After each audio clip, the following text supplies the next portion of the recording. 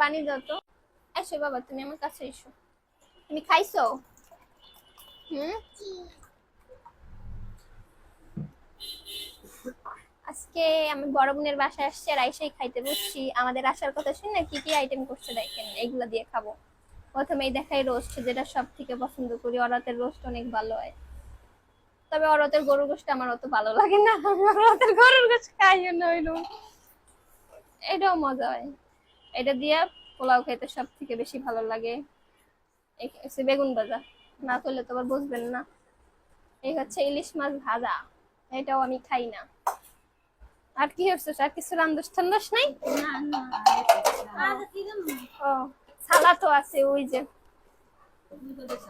হ্যাঁ, এই হচ্ছে সালাদ আলাদা হাতে মেখে বানাইছে, আর হচ্ছে লেবু শসাটা কাটছেই। এগুলাও আছে, আমি খাবো। সবাই খাইছে, আমার ওরাই খাই।